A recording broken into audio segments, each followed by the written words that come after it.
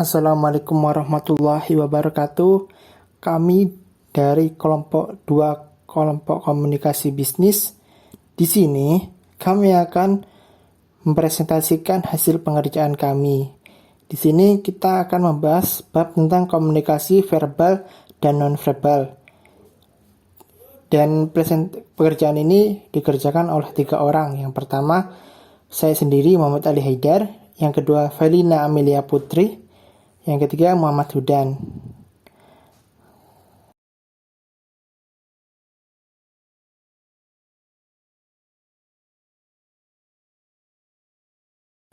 Komunikasi verbal. Komunikasi verbal adalah komunikasi secara tertulis dan lisan. Komunikasi terbanyak dilakukan adalah secara verbal, karena lebih mudah menyampaikan segala ide, kehendak, pemikiran, atau pesan. Komunikasi lisan dilaksanakan secara berhadapan langsung, face to face, atau menggunakan alat seperti telepon. Komunikasi tertulis dilakukan menggunakan media surat, gambar, grafik, maupun lukisan ataupun simbol-simbol. Komunikasi nonverbal. Berkomunikasi menggunakan kata-kata nonverbal kadang-kadang juga disebut sebagai bahasa isyarat. Disebut juga sebagai bahasa nonverbal karena penyampaiannya tanpa kata-kata, tetapi dengan gerakan tubuh atau body language. Komunikasi nonverbal merupakan komunikasi yang diungkapkan melalui sesuatu yang digunakan atau the object language. Komunikasi lewat gerak tubuh atau gestur, memberikan tanda sign language, dan komunikasi yang dimunculkan dari media bahasa dan gerakan atau action language.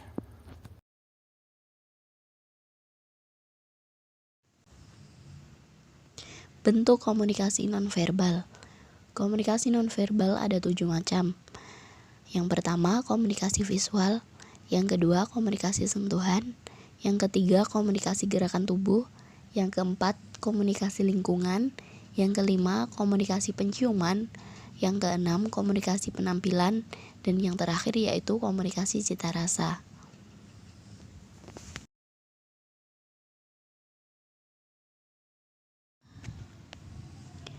Baik, akan kami jabarkan satu persatu pengertiannya, mulai dari komunikasi visual. Komunikasi visual adalah komunikasi yang menggunakan gambar-gambar, grafik-grafik, lambang-lambang, ataupun simbol-simbol.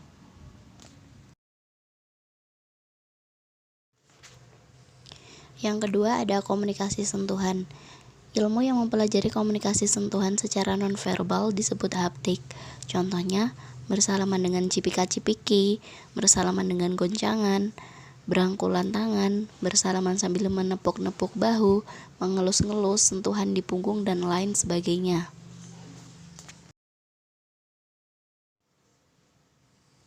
Yang ketiga ada komunikasi gerakan tubuh. Komunikasi gerakan tubuh atau kinesik seperti melakukan kontak mata, ekspresi wajah, isyarat, dan sikap tubuh.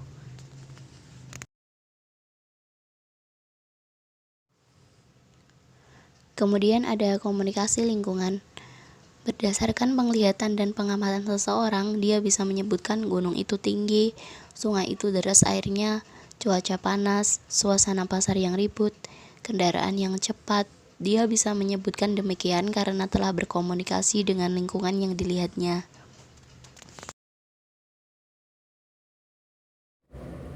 Komunikasi penciuman.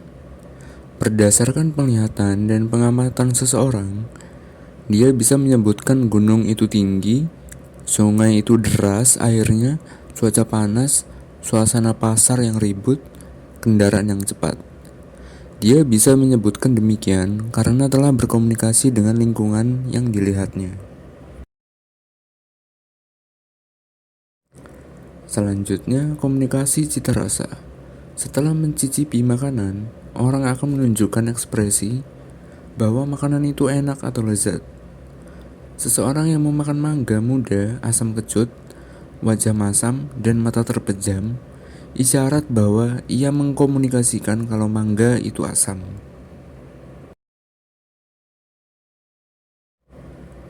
Selanjutnya, ada tipe-tipe komunikasi yang terdiri dari 4 jenis. Yang pertama, Komunikasi dengan diri sendiri, yaitu bertujuan menyaring atau memikirkan apa yang harus dilakukan diri sendiri dalam menghadapi suatu masalah atau tawaran. Yang kedua, ada komunikasi antar pribadi. Komunikasi antar pribadi ini terjadi antara dua orang atau lebih secara tatap muka face to face, bisa antara dua orang diadik, 3 orang triadik, atau lebih. Yang ketiga, ada komunikasi publik. Komunikasi publik adalah komunikasi yang disampaikan oleh pembicara dalam suatu tatap muka kepada khalayak umum. Yang terakhir, ada komunikasi massa yang prosesnya berlangsung secara lebih luas. Biasanya menggunakan saluran yang melembaga seperti surat kabar, radio, atau televisi. Yang terakhir, kesimpulan mengenai komunikasi. Jadi, komunikasi adalah cara berhubungan antara dua orang atau lebih. Ada yang bersifat verbal dan ada yang non-verbal. Komunikasi menggunakan bahasa atau verbal dan bahasa isyarat atau non-verbal yang berupa visual, sentuhan, gerak tubuh, ekspresi tentang cita rasa, penciuman, lingkungan, dan penampilan. Ada pula komunikasi antar pribadi atau interpersonal communication, komunikasi publik atau public communication, dan komunikasi massa atau mass communication.